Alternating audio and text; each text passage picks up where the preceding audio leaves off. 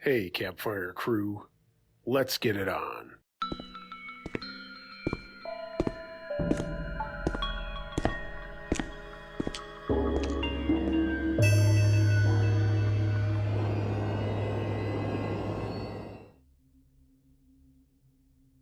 Chased and Stalked by a Clown by Plastic Ad. Okay, every time I remember this event, I can't stop thinking about it for hours on end. I need to talk about it. I'm an adult now, but at the time of this happening, I was in 6th grade. Year 6 or 7, I believe, for anyone in the UK. If you're in the United States, chances are you might remember the clown sightings that were happening during the 2016 presidential election, and leading up to it. For the most part, it was a bunch of college idiots dressing up as clowns and scaring people in public, but overall, not too harmful. However, some places had it worse than others. Unfortunately, my old friend and I had one of the more negative encounters. It was early evening and the sun had begun to set, and I was staying with one of my friends at his grandparents' house. We were walking around their neighborhood in the nice weather, just hanging out like we typically did. At that point in my life, I never would have been able to just go out with a friend and walk around the neighborhood when it was beginning to get dark, if I had been at my own home, so we were enjoying that freedom. But that's when we noticed someone. Standing at the end of a street beside us, just watching, was a damn clown. Obviously, this would be scary to anyone, let alone two 11-year-olds. We tried to ignore him. We sped up and walked the other way, but he followed. We turned a corner and realized he wasn't far behind, so we gave up being subtle and started to run back to my friend's grandma's house. And the clown ran too. Luckily, we hadn't gone far from the house, and when we got inside, we locked the door, closed the blinds, and ran to tell my friend's grandma. Only issue was she'd been sleeping, and she didn't believe us for a second. At the time, both of us only had iPods. I don't think either of us had a legitimate phone number, so we frantically asked my friend's grandma to call 911. She refused, still not believing us, and instead of grabbing the home phone and doing it ourselves, because, again, two 11-year-olds, we didn't want to get in trouble, we ran back downstairs.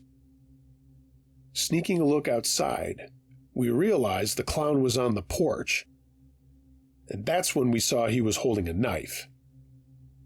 At that point, we also ran to get a knife and a baseball bat that were there, and we sat terrified as the grown man tried to open the front door. Perhaps one of the scarier parts of the night was when he realized he couldn't open the front door and began to walk around back. I can't fully describe how horrifying it was, watching him and realizing what he was about to do. So we both ran to the back door, locking it before he could show up, and he did, and he attempted to open that one too. We were quite literally in a standoff with this jackass dressed like a clown for hours, until like idiots we both exhaustedly fell asleep on the couch after it had been a while since he'd made a sound outside. I remember waking up before my friend, still with the knife and bat between us, and slowly peeking out from the window curtain to see if the guy was still there. But he wasn't. We never saw him again, and we never really spoke about it again.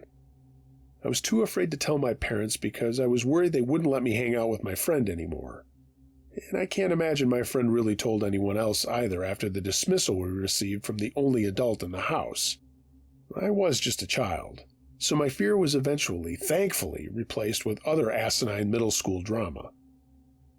But I look back on that today knowing that there is no way of knowing what his true intentions were. Was he just another college kid being an ass and trying to scare two little kids?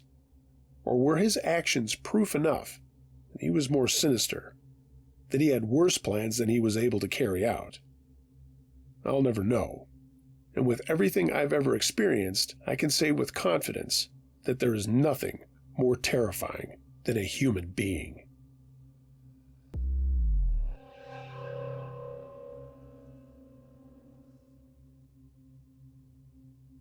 It Happened During a Time of Distress by Don Hell.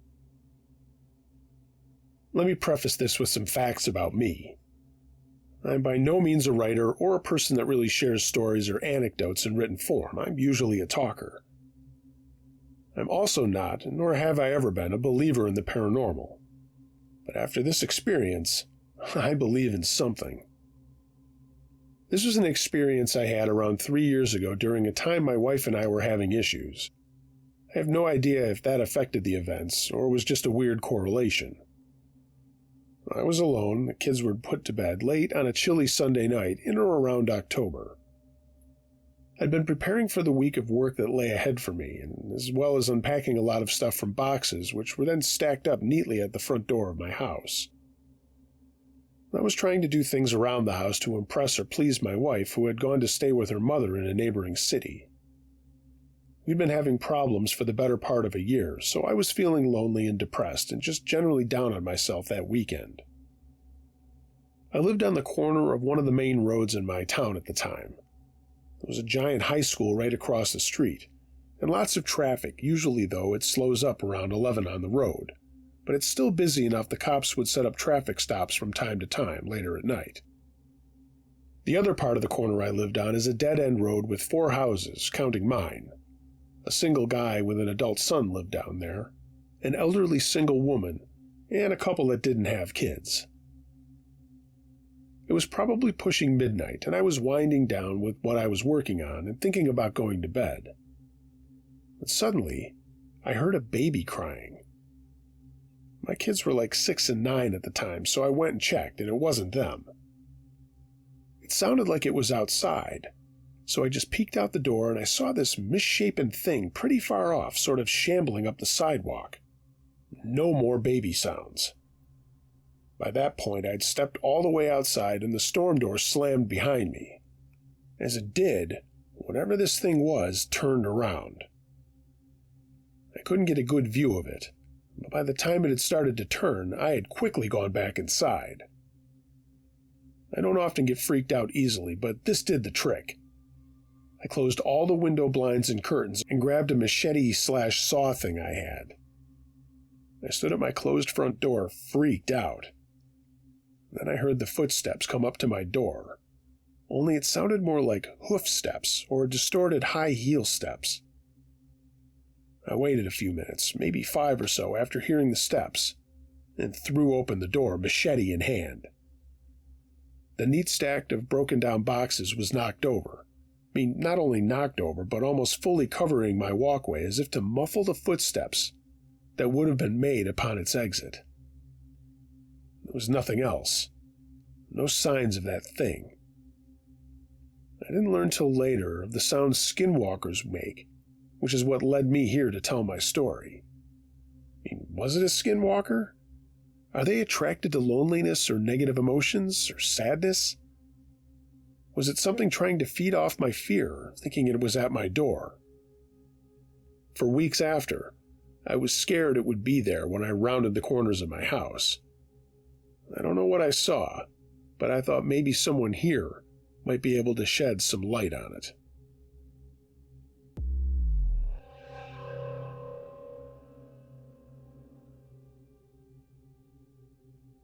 At the Bottom of the Hill by Sudden Ad. I live in a very rural area in Tennessee, and this happened either in the summer of 92 or 93, so I was a preteen. I can still see things like this in my mind, like it happened yesterday. As I said, it's a rural area in Tennessee where we used to have some serious issues with people dumping unwanted, worn-out items and garbage down our beautiful hillsides and ravines. At that time, it was common to find illegal dumping sites everywhere because there was no bulk pickup offered by our one-waste disposal monopoly. In this part of the state, the economy disparity is obvious. You have some of the poorest people and some multiple mansion and vacation home folks, too. My family fell somewhere in the upper middle class. Thinking along the lines of Titanic, we would either be in the lowest rung of first class or the very top of second class. But unfortunately, the majority would be in steerage or the coal bunker. Well, it was August in Tennessee, sun-scorching heat and enough humidity to make it slightly uncomfortable to breathe. Many describe it as the swamp-ass capital of the state. Anyway, we had just had an extraordinarily rare murder in our county. It was all everyone was talking about, and it was all you heard in our churches and beauty salons. The victim was very well known, a woman in her early 30s and nowhere near wealthy. I didn't know her, or nor did anyone. She had moved here less than a year ago and kept to herself and had not been reported missing. Then, just before our summer break came to an end, this lady was found at the base of a steep incline, deep in one of our densely wooded areas. She was found by some folks out for a nature hike. There she was, at the base of a large illegal dump on a winding dirt road that was barely wide enough for one vehicle. It was the kind of road that if you met another car, one of you would have to pull over so far you were almost off the road entirely. Even creepier, the road was named Bone Road. Yeah. When the woman was found, she had lost everything from the neck up, but both her upper and lower areas were recovered. Her killer was never caught. So, my mom was born and raised here, and was of strong yet goofy stock. She's always been my best buddy, even when dropping the hammer on my brother and me. She was loved by every student she had ever taught, and our friends adored my goofy mom, often telling me how lucky I was to have her. My dad was a pharmacist in the area, smarter than most, and happy to go to fill a lost or forgotten prescription, even late into the night. My dad isn't from here, but he's very well known because of his job.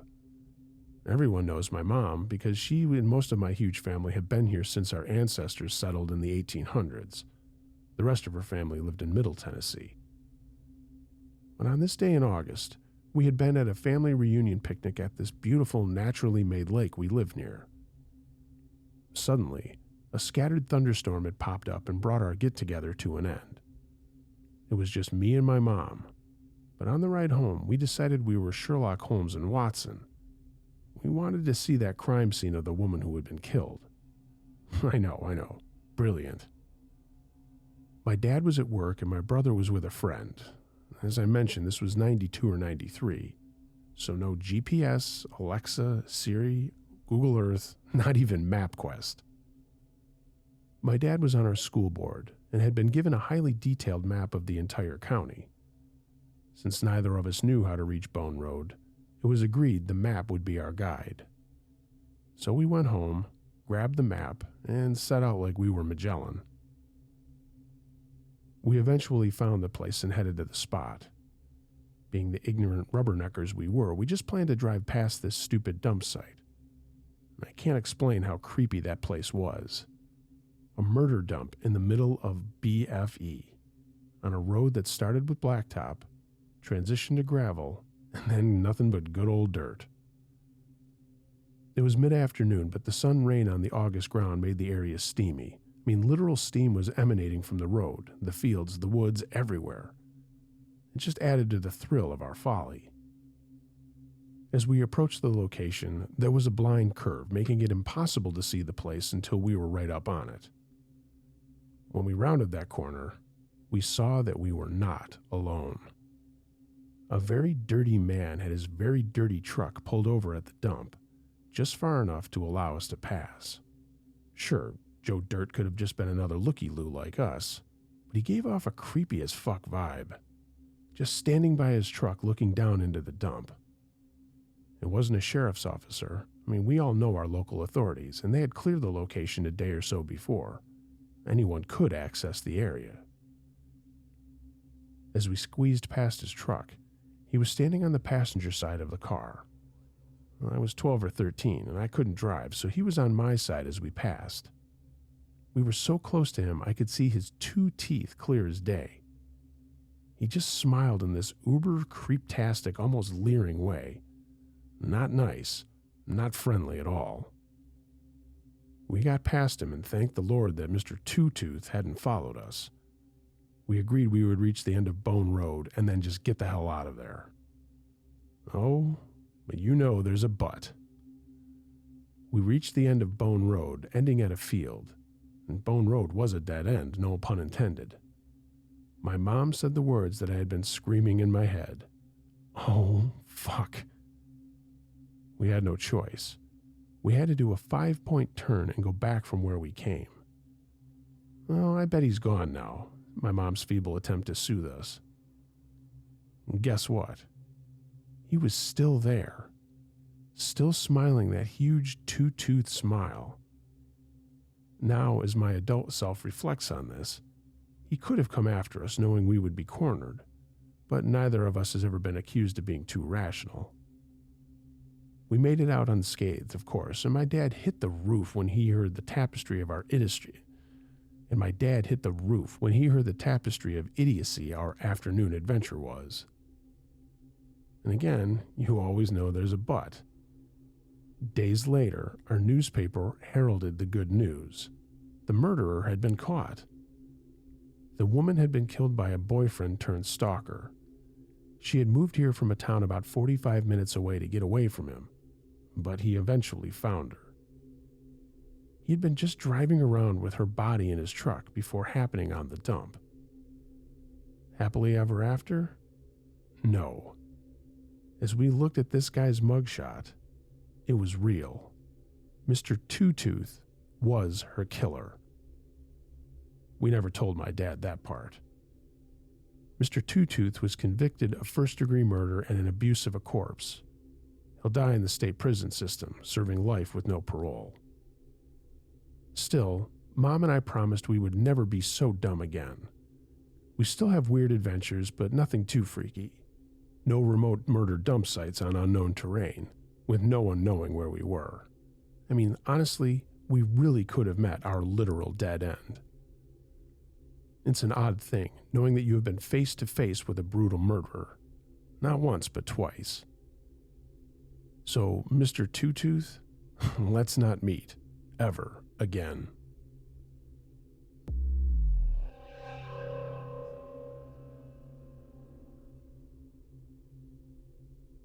Odd Happenings, submitted by Sharktastic.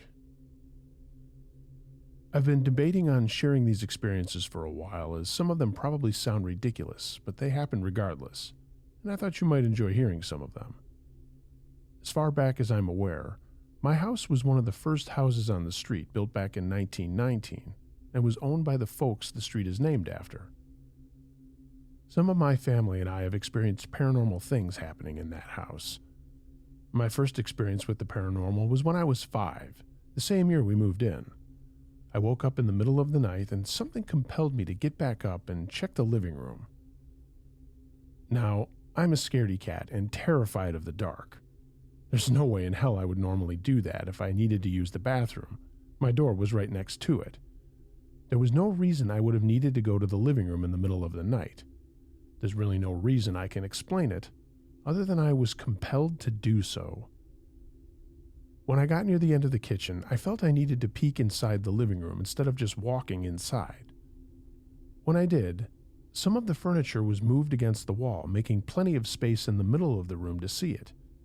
And there was this green-tinted, semi-transparent man that, in my childlike mind at the time, looked like a pirate. I still remember he had big boots and a bushy beard. He was bending over with both arms stretched out like he was trying to pick up something off the ground. It terrified me, and as any young child, my first thought was to get back to bed and hide under the covers. I believed if I did so without the ghost noticing, that nothing would happen. So, not risking any chances, I army crawled back to my room thinking I'd be less likely to be spotted, and it hurt going across the carpet. We unfortunately had carpet in the kitchen. Lucky for me, nothing else happened that night, and when I awoke in the morning, the few pieces of furniture that were moved were back in place. I kept quiet about what I saw for some years, thinking we'd have to move out if my parents found out. When I eventually started telling people what I saw, my dad would always deny ghosts being in the house, and I must have been dreaming. I think he said that so I wouldn't be afraid of the house. He later admitted he could feel a presence in the house, and I'm pretty sure he believes me now. As I've grown up, there's been little minor things that I don't really count as ghosts that other people might, like animals looking at things that aren't there, people hearing their name being called, and someone once saw a shadow moving across the wall. The TV would occasionally make the sound of it turning on without actually turning on, and for the longest time, I'd randomly hear a digital watch go off in my room. I never owned a digital watch, and I don't think anyone in the house did either. Occasionally, I'd hear clocks ticking, but I could never find the source. If you believe in the whole ghosts moving the electricity and electronics to get them to work, you might find this interesting. About 3 years ago, my mom and I were watching a show on TV, and we both stopped as this fan started slowly spinning, and then just stopped. My mom went to investigate, and as a mature individual, I started chanting, "Tell me it's unplugged! Tell me it's unplugged!" My mom didn't find that funny, but I did. The fan was loosely plugged in, but there wasn't anything around at the time that would have bumped it to briefly turn it on at that time. That incident reminded my mom of something that happened to her earlier that week. Apparently, as she was home in her office alone, one of the doors in our house started to rattle. There was no breeze and nothing that would have made the door shake, and of course, no one else was at home. Not too long after the fan incident, I was getting ready for work when out of the corner of my eye, I saw what I believed to be my brother moving in the back room. I figured he was probably upstairs to use the bathroom, and at the time I wasn't the most social person, and am honestly not too fond of that brother. So I waited for him to get out of the bathroom so I could do what I needed without having to share the space. I waited for quite a while looking at the entrance of the bathroom and eventually went to check on what he was doing in there. But when I looked, no one was in there. From where I was waiting previously, I could see the back door and downstairs entrance, the only other way someone could have left the room. The only way I could explain it, it must have been a ghost. A few months ago, my dad was home alone making himself breakfast when he briefly started to hear the piano play. He said it sounded like it was supposed to be a song, and he figured it might have been the TV, so he turned it off and went back to making his sandwich, when the piano started again with the same song, and then it stopped. It didn't start up again after that. As of the last month or so, I've had my room door unlocked for my cat. The cat was happy, at least. I had a tarantula enclosure unlatched, and luckily the tarantula was more comfortable staying in its enclosure. And lastly, my mom had a cupboard door open and closed by itself while she was cooking. The house has times when it's more active than others, and honestly, after the first encounter, it's just been a normal part of life. Nothing really scary about it anymore. Although I do still find myself wondering, what was with that green ghost? I mean, why green? Why was it there at all? If anyone out there has any ideas on this, I'd love to hear them, because I'm still kind of lost on it.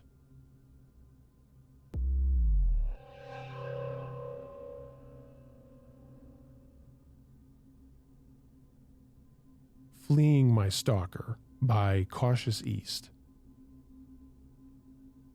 This story occurred over the last 5 years. It's about me, I'm currently 20, and my ex-stalker, who is currently 23. I'll break this down into different parts. The start of our relationship was in 2019 to 2021. 5 years ago, I met my ex. I'll call him Alex for my own safety. In early to mid-2019, I came across Alex's profile on Instagram and recognized him as a student who attended the same high school as me. I always thought he was attractive, so I followed him on Instagram, and to my surprise, he actually responded to one of my stories. We started messaging on Instagram back and forth. Then the both of us quickly found out that we liked each other. We started calling each other and falling asleep on the phone. One night, after I had fallen asleep on the phone with Alex, I heard his voice coming from the phone whispering something like, "I would rape you," and things along that matter. I thought I was hearing things, so I brushed it off and thought I was just dreaming. Eventually, we started dating. Everything was going pretty well, except for the fact that when he would kiss me, he would bite me extremely hard to the point where it would make me bleed. I told him multiple times to stop it, but he always would continue. A couple months into dating, a girl had made a video on Instagram claiming he was a cheater, but he denied even knowing that girl to me, and I believed him. 10 months of dating went by, and a friend sent me a screenshot of him being active on Tinder. and I immediately broke up with him after that. A couple months later, I started dating someone new. During that relationship with my new partner, Alex would blow up my phone with messages and calls, so I decided to block him. He then started driving past my house every single day. At that point, I'd started my first job, and he would eventually show up there too. I even moved jobs, and he found me wherever I went. Getting back together, 2021 to 2023. The situation eventually died down. Randomly, out of the blue, I would get a flower delivery of pink roses, and it had Alex's name on the card, attached but nothing written. Being the stupid 17, 18-year-old senior I was in high school, I actually unblocked him and thanked him. He asked to hang out, and I willingly went to hang out with him soon after we started texting. My 17-year-old self thought it was cool to be dating a hot, well-known older boy, so I eventually fell back into Alex. After a couple of times of hanging out, we started dating again. I eventually lost my V card to Alex, and we started regularly sleeping with each other. One day, he texted me saying that he had a surprise for me and sent me an iCloud file. I opened the file, and it was a video of us having sex. I had no idea he had recorded us. I couldn't even consent. I was 17 at the time, and he was 20. Again, stupid 17-year-old me stayed with him regardless of the red flags. Eventually, our relationship became sexually and physically abusive. One night, he raped me in an intoxicated, unconscious state and left bruising on my head and abdomen. A couple of days after that, I decided enough was enough and broke up with him. The stalking, 2023 to 2024. Immediately following the breakup, he would constantly text and call me. He would beg me to see him. I kept denying, but he kept going.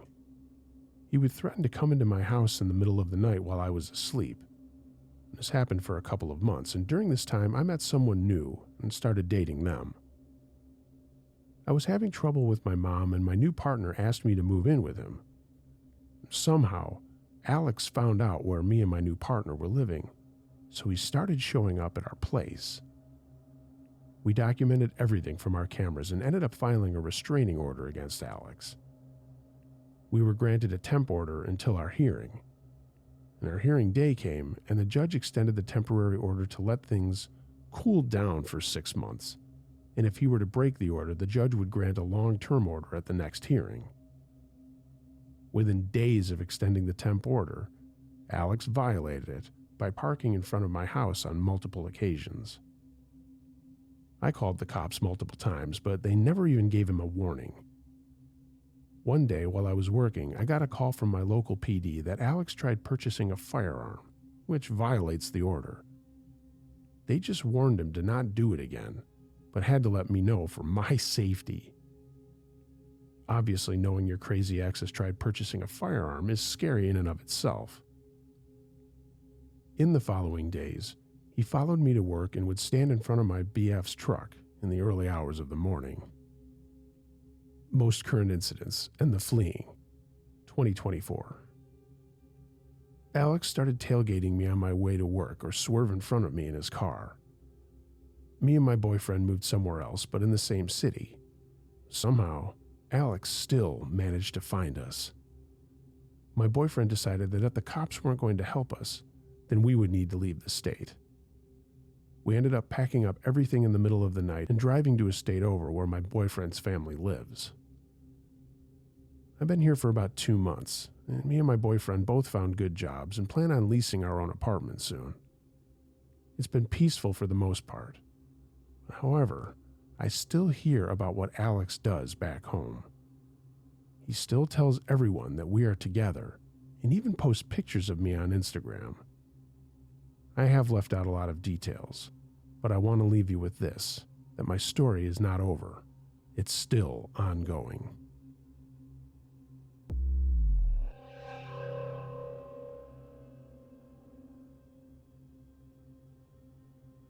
In the Woods by Kabuzig 1.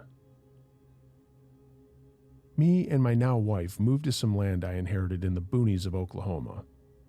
We love it here, and in the past year we got a manufactured home. For the first 2 years we lived in a small converted shop, and we made it like a small barndominium. We moved in 2020 around December, and shortly after we moved in, I put a small fence around the shop so we could get a dog. While working on the fence listening to headphones, I heard what sounded like a woman moaning from the woods. Half the property is forested, with the shop being on the perimeter of the trees. Over the next couple of months, I heard the same noise several times, usually when I was outside doing work, often close to evening. But then, one time I heard it while I was inside the shop/house. It was always coming from the woods. A lot of it was creepy, so I told my now wife, who at the time said she never heard it. After a couple of weeks, she called me while I was working and said that she did hear it. Over the next year or so, we would hear it every so often a couple of times while together. Sometimes I would grab my gun and go outside and look around the shop, and there was nothing. But fast forward to early 2021. My wife's best friend came and was hanging out at the house waiting for my wife to get off. We were best friends with her and her husband. Me and her were talking and catching up, and I heard my Great Pyrenees losing his mind outside. It was like 10 at night. We got the dog a few months prior after our first batch of chickens were killed due to raccoons. He's a great dog and has free range of the property. This breed of dogs barks at everything, but I can normally tell when it's about something serious, and up until that point, I had never heard him like that. We went outside with a cheap flashlight, and he was staring at something in the distance, maybe 40 or 50 feet away, when he saw us and panicked. He got in front of me and tried to get me to back up. The light we had showed eye shine, maybe 2.5 to 3 feet off the ground. I ran back inside to get my better light and a gun. Why I didn't grab them before, I don't know. I went back to where the dog and my friend were. My flashlight is dang near a spotlight, and I shined it around the property, but saw nothing. The next day I went out where we had seen it, and I found no footprints. The friend said she didn't hear it run off, and where we saw the eyes was maybe 30 feet from the tree line. After that incident, we still kept hearing the noise. That fall we had a calf born, and a week later, it disappeared. The mama was freaking out, going from one end of the property to the other, crying. My wife and neighbors searched our property and surrounding properties, but were unable to find the calf. No signs of what happened. A few months passed and we stopped hearing the moaning. My neighbor in passing goes, "Oh, yeah, by the way, the guy who lives north of us shot a big cat around the time your calf went missing. Apparently, it was bigger than a bobcat with a long tail, also known as a lion." Since around that time, no more weird noises. It's crazy to think I was out in the woods on countless occasions, including walking the property to a deer stand in the park with a possible mountain lion hanging out. This might be more anticlimactic than I originally thought, but the funny side is, we spent nearly 2 years thinking we had a ghost on the property. I'm laughing out loud about it now.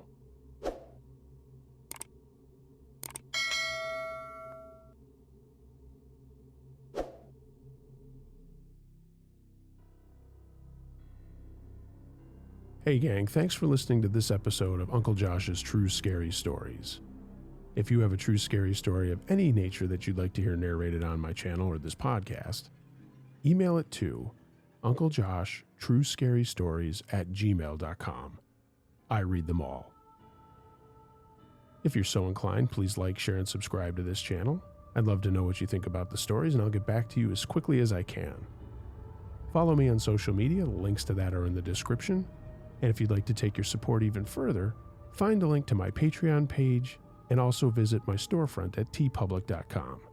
Get yourself some Uncle Josh and Campfire Crew merchandise. You'll be the coolest kid on the block. Everyone, be excellent to each other. And until next time, be wary of things that go bump in the night. It could be anything. A ghost, a monster, or the guy next door.